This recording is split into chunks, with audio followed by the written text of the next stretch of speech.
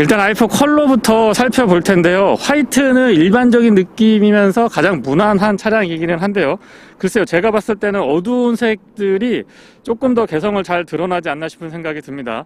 최근 유행하고 있는 약간 그 텁텁한 느낌의 이런 컬러들도 너무 잘 어울리고 있고요. 짙은 남색 같은 경우는 아이코닉한 느낌이 들면서 BMW의 이 금형 기술, 철판 부분이 단단하면서도 강인해 보이는 그런 느낌들을 잘 소화해 주고 있습니다. 밝은 색의 블루톤도 너무 잘 어울리는 편에 속하기는 하고요. 확실히 5 시리즈나 3 시리즈에 비해서 기존의 4 시리즈가 갖고 있던 스포티한 느낌들을 잘 살려주는 것 같습니다. 그러면서도 전기차이다 보니까 글쎄요, 조금 더 공기 저항이 있어서 유리한 느낌들이 들기는 하고요. 짙은 그린 컬러 같은 경우도 안 어울릴 것 같은데 소화를 잘 해주는 것 같고요. 확실히 이 블랙이나 블루 같이 조금 개성이 있는 컬러들이 훨씬 더 잘 어울리는 것 같습니다. 짙은 블루 컬러는 다시 보더라도 BMW 전기차 라인업에 너무 잘 어울리죠. 전면 그릴이 막혀있기 때문에 기존의 BMW의 느낌을 살려주면서도 왠지 모르게 전기차의 느낌을 다시 받을 수가 있는 것 같습니다. 앞에 그릴 부분이 듬성듬성하게 뚫려 있어서 뒤쪽으로 공기의 흐름을 유연하게 해주는 그런 일반적인 내연기관의 모습에 익숙한 분들한테는 다소 이질적으로 다가올 수도 있을 것 같아요. 리튬이온 배터리가 장착되어 있습니다. 모터 최대 출력은 340마력인데요. 킬로와트로 환산하면 250 정도 되고요. 모터 최대 토크는 43.85kg/S입니다. 1회 충전 최대 주행거리는 복합 전비 기준으로 429km고요. 안전 최고 속도는 190km, 제로백은 약 5.7초로 알려져 있습니다. 측면 바디라인은 내연기관하고 크게 차이가 나는 것 같진 않으면서도 글쎄요, 개인적으로 이 사이드 스커트가 조금 더 두툼하게 처리가 돼 있어서 아래쪽에 배터리가 자리 잡고 있는 듯한 모습을 연상시킬 수 있을 것 같기도 합니다. 어쨌거나 일반적인 내연기관하고 봤을 때의 외관에서 많은 차이가 없는 건 분명한 장점 중에 하나가 될 것 같고요.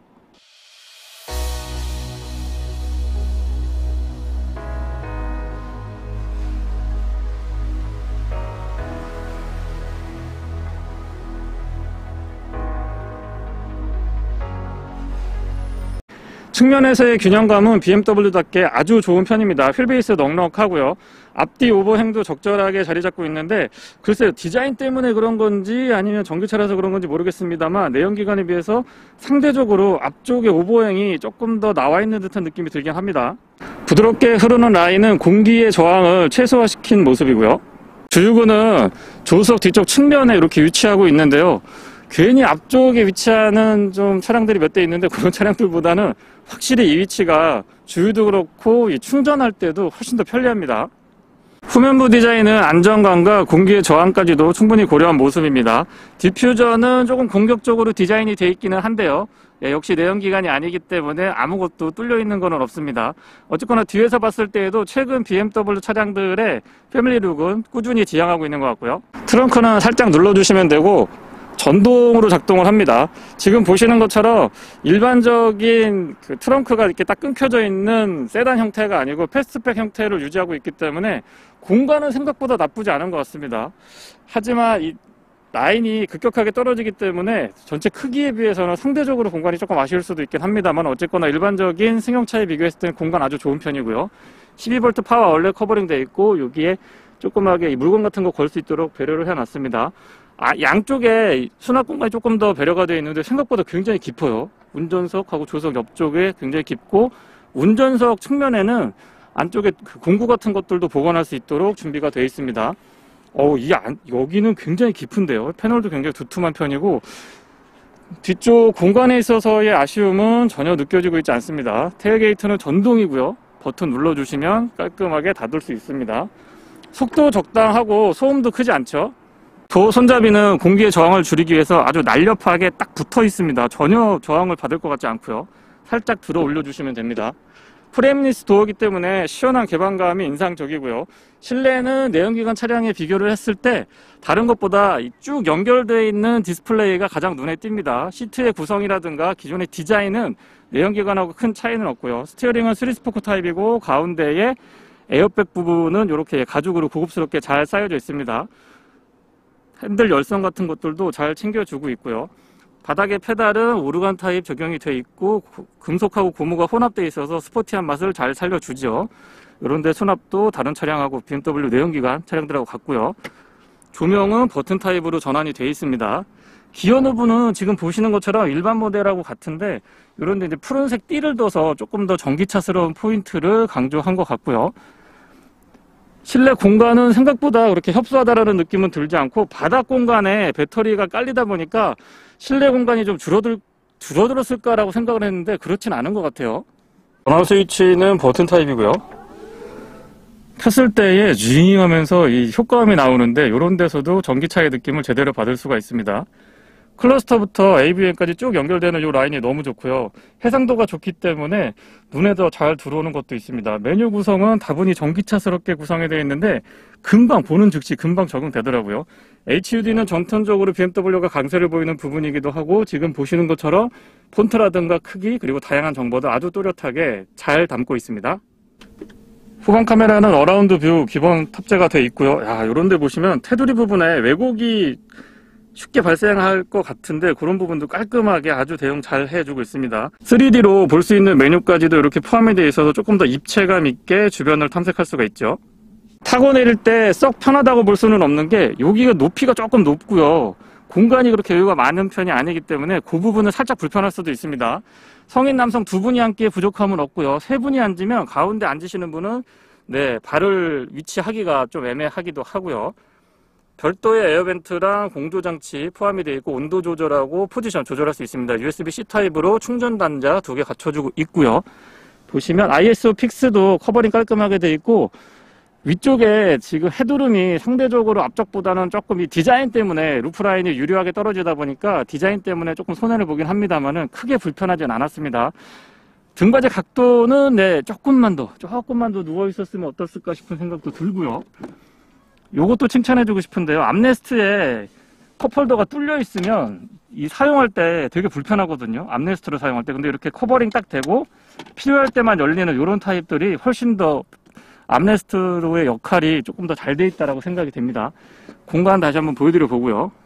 서스펜션은 앞쪽에 더블 조인트 스트럿, 뒤쪽에는 멀티링크의 독특한 구조를 갖추고 있는데요. 특히나 전기차들의 약점으로 지적이 되는 뒷좌석의 승차감을 보완하고 또 스포츠 드라이빙을 제대로 구현하기 위해서 에어 서스펜션을 뒤쪽에만 갖춰주고 있습니다. 그 덕분에 글쎄요, 좀 스포티하고 워낙에도 단단하고 이 다이나믹한 드라이빙이 일품인 그런 차량에서 전기차 배터리 깔고 모터 장착하면은 사실상 승차감은 조금 양보해야 되지 않을까라고 생각을 했는데 글쎄요, 이 정도면은 D세그먼트 스포티 드라이빙을 제대로 즐길 수 있는 세단이 아닐까 싶은 생각이 듭니다. 밖에서 봤을 때 유효한 디자인도 디자인이지만 어떤 셰시 강성이나 무게 배분 그리고 서스펜션까지도 꼼꼼하게 아주 잘 챙겨주고 있죠. 묵직한 핸들링은 내연기관하고 같은데요. 일단 이 차량은 4시리즈 그랑쿠페의 셰시를 가지고 조금 더 단단하게 부분 보강을 하고요. 그러면서도 경량화에 신경을 썼습니다. 거기에 배터리를 아래쪽에 착 깔다 보니까 글쎄요, 이 정도의 무게 배분이라고 하면은 내연기관 차량의 그 다이나믹한 느낌을 좋아하시는 분들도 더 이상 내연기관만은 고집하지 않으실 수 있을 것 같습니다. 굉장히 재미있어요.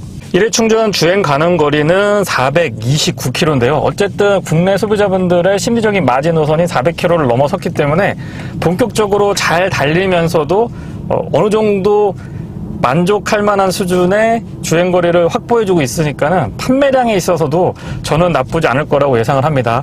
다만 이제 걱정되는 부분은 두 가지인데요. 40 모델부터 50까지 이제 올라가기 시작하면은 6천만 원대에서 출발을 해가지고 차량 가격이 7천, 8천만 원대까지 올라서게 됩니다. 그만큼 잘 달리고 또 퍼포먼스가 남다른 거는 사실이지만 가격 부담이 조금 있을 것 같고요. 가격이 높아진다는 얘기는 보조금에서 제외될 수 있다는 거죠. 그래서 국내 소비자분들은 1회 충전 주행 가는 거리에 대단히 민감하고 또 가격 부분은 아무래도 가격 자체보다는 보조금의 혜택을 받느냐 안 받느냐, 받으면 얼마나 받느냐, 이런 부분에 굉장히 민감한데 그 부분에서는 상대적으로 조금 열세를 보이지 않나 싶습니다. 더더군다나 이 차는 이 반도체 이슈 때문에 초도 물량 3,000대, 4,000대인가요? 3,000대 이상 들어온 걸로 알고 있는데 이 차량들은 전동 시트가 제가 실내 리뷰할 때 살짝 언급을 드렸습니다만 없습니다. 물론 이제 2분기가 넘어서면서부터는 정상적으로 전동 시트 옵션이 들어가 있는 차량이 공급이 된다라고 하는데 어쨌든 그런 부분에서는 조금 아쉬운 점이 있는 차량인 거는 분명하죠. 그리고 또 하나 아쉬운 점 말씀드리고 싶은 부분은 아무래도 전기차 전용으로 나온 셰시가 아니고 기존에 나왔던 셰시를 조금 더 보완하고 개조한 베이스에서 나온 차량이다 보니까 앞좌석은 괜찮거든요. 근데 뒷좌석 승하차 할 때 조금 불편함이 있긴 했습니다. 드라이브 모드는 총 3가지가 있거든요. 굵직하게는 일단 스포츠 모드, 컴포트, 에코프로. 에코프로하고 스포츠 모드는 인디비듀얼 모드가 별도로 있어서 조금 더 재미있게 셋업을 하실 수가 있고요. 스포츠 모드에서 킥다운 같은 거 해보면 한스 짐머라고 하는 아주 유명한 이 작곡하시는 분이 이 음향 효과를 만들었다고 합니다. 그래서 킥다운 같은 거 해보면 순간적으로 와, 나가는 것도 나가는 거지만 윙하면서 여느 차량들에서는 쉽게 경험하기 힘들었던 아주 독특한 형태의 사운드를 전달을 해주는데요. 이 사운드 때문에 자꾸 발끝에 이렇게 힘이 들어가는 것 같습니다. 굉장히 재미있고요. 컴포트 모드에서 이 패드 시프트가 없거든요. 이 차는 회생제동을 90%까지 끌어올려가지고 사용할 수 있는 장점을 갖추고 있는데요. 사용도 아주 간단합니다. 기어 노브를 왼쪽으로 살짝 딱 치면은 네, 이게 지금 회생제동이 걸리는 거거든요. 그러니까 여기 B로 표시가 되는데요. 기어 노브를 정상적으로 위치하고 있으면 D라고 표시가 되고요. 가다가 왼쪽으로 툭 쳐주면 B라고 해서 강력한 담력의 회생제동이 아주 인상적입니다. 완전히 정차하는 것까지도 지원을 해주고 있고요. 그리고 디스플레이가 굉장히 좀 깔끔한데요. I 시리즈에서 우리는 이미 경험을 했었죠. 클러스터는 12.3인치고 AV에는 14.9인치, 15인치에 달하는 이 패널이 BMW 파노라마 디스플레이라고 해서 이렇게 쭉 연결이 되는데 이 느낌이 아주 좋습니다. 국내 소비자분들이 또 민감한 부분 중에 하나가 이 디스플레이랑 HUD인데요. HUD는 화면에 지금 잡힐지 모르겠는데 크기도 크고 다양한 정보들을 아주 또렷하게 잘 보여주기 때문에 사용이 편리한 장점이 있습니다. 전기차 대부분이 그런데요. 이 차도 공차 중량이 2톤을 넘어갑니다. 2100kg 정도로 제가 기억을 하고 있는데 어쨌거나 가벼운 무게는 아니죠. 하지만 그 무게감이 느껴서 거동이 조금 더디다거나 이런 느낌들은 잘 전달이 되고 있지 않는데요. 그만큼 굉장히 강력한 성능을 발휘하는 모터를 갖추고 있기 때문입니다. 그러면서 무게 배분에서 확실히 내연기관보다 월등하기 때문에 스포츠 드라이빙을 즐기기에는 자꾸 제가 최근에 나오는 전기차를 시승하면서 느끼는 거지만 오히려 내연기관보다 본격적인 스포츠 드라이빙은 전기차가 조금 더 유리하지 않나 싶은 생각도 들고요. 코너링에서 구동력 배분도 모터의 힘을 늘렸다 줄였다 하면서 아주 날카로운 코너링을 구현해주고 있는데 그런 부분들도 분명한 매력이고 또 장점 중에 하나라고 생각을 합니다. 핸들은 거의 보타가 필요 없을 정도로 안정감이 높은 편이고요. 순간적으로 급차선 변경 같은 거 해봐도 유연하게 딱 놀아나가면서도 자세를 잡아주는 이런 느낌이 내연기관하고는 또 사뭇 다른 점이라고 생각을 하고요. 뒤틀림 강성도 뛰어나지만 기본적으로 배터리가 바닥에 꾹 깔려 있다 보니까 아래쪽에서 꽉꽉 잡아 당겨주는 느낌이 아주 좋습니다. 브레이크의 반응은 초반부터 담력 좋고요. 회생제동 지금 B 모드라고 표시가 되는데 이 회생제동하고 적절하게 사용을 하면은 브레이크 패드의 교환 주기가 굉장히 멀어질 거라고 기대를 해보고 있습니다. 정부 공인 표준 연비인가요? 전비라고 표현을 해보면 일단은 4.6km입니다. 킬로와트아워당 4.6km로 알려져 있고요.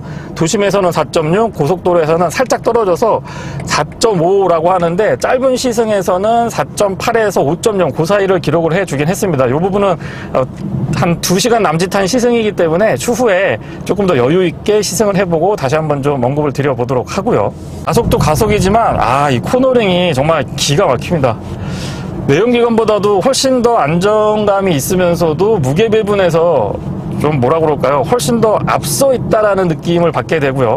시승하고 있는 모델이 그냥 후륜구동 차량이거든요. 50까지 올라가야 이제 4륜구동이 추가가 되긴 합니다만은 후륜구동 차량에서 이 정도 코너링, 그 다음에 스티어도 거의 뭐 일반적인 주행 조건이다라고 하면은 뉴트럴하게 아주 안정감을 높여주기 때문에 그런 부분에서도 만족도는 대단히 높은 편입니다. 이 사람 욕심이 그런 것 같아요. 이 차를 타보고 나니까 50 i4 M50이 너무너무 궁금한 것 같아요. 출력도 차이가 많이 나고 4륜구동에다가 마력으로 치면은 거의 500마력을 넘어서기 때문에 544마력 정도까지 발휘를 해주기 때문에 그 차가 더더욱 기대되기도 합니다. 유리는 일반 유리인데 조금 도톰합니다. 거기에 프레임리스 도어를 채택을 해주고 있기 때문에 글쎄요, 이런 구성이 사실상 이 소음하고 진동, 특히 공명음이나 풍절음에서 유리한 구조는 아닌데도 불구하고 어떠신지 모르겠어요. 저는 시승하면서 크게 그렇게 바람소리 같은 것들이 거슬리지는 않았습니다. 그리고 기존의 4시리즈 그랑쿠페의 샤시를 유지하면서 배터리를 바닥에 깔다 보니까 노면에서 올라오는 소음 같은 것들도 내연기관에 비교를 해보면 현격하게 좀 줄어들었다는 느낌이 듭니다. 앞쪽뿐만 아니고 뒤쪽에 앉았을 때도 소음하고 진동 부분의 차이는 크지 않았고요. 상대적으로 뒤쪽에 앉았을 때 모르겠습니다. 이게 에어 서스펜션이 있다라고 제가 생각을 하고 자꾸 뒤쪽에 앉아서 느껴서 그런지 모르겠습니다만 뒤쪽 승차감이 앞쪽에 비해서 조금 더 몰캉몰캉하다라는 느낌? 부드럽거나 출렁거리는 건 아니에요. 쫀득한데 조금 더 몰캉몰캉하고 이 탄력 있는 그런 느낌이 들기도 했고요. 가운데 클러스터의 집중도나 폰트 그리고 이 해상도 같은 것들이 너무 좋기 때문에 눈에 잘 들어오고요. 아이드라이브는 8세대가 지금 적용이 돼 있는데 세대를 거듭하면서 사용하기도 편리하고 이렇게 봤을 때에 시각적으로 들어오는 부분들도 정말 깔끔하게 잘 대응을 해주고 있습니다. 내비게이션 자체도 글쎄요, 이제는 인터페이스만 조금만 더 좋아지면은 사용하는데 거의 뭐 불편함을 느끼지 못할 정도로 세련되고 편안하게 잘 갖춰주고 있습니다. 코너링에서의 안정감이나 다이나믹한 느낌은 다시 한번 인정해주고 칭찬을 아끼지 않고 싶은데요. 굳이 장시간 시승을 안 해보더라도 잠깐만 타보고 코너링 매끈하게 한번 돌아나가 보거나 아니면 가속 페달을 내연기관과 달리 조금 많이 가져가 보더라도 차량이 꿋꿋하게 아래에서 쭉 잡아 당겨주는 것처럼 너무 잘 버텨줘서 i40, M40, M40 모델을 시승하면서 제가 가장 인상 깊게 느꼈던 부분은 바로 이 코너링, 말도 안 되는 코너링은 정말 인정해주고 칭찬을 아끼지 않고 싶네요. 네, 이상 BMW i4를 간단하게 살펴봤습니다. 조만간 여유 있는 시승을 통해서 구석구석 자세하게 다시 한번 살펴보도록 하겠습니다. 고맙습니다.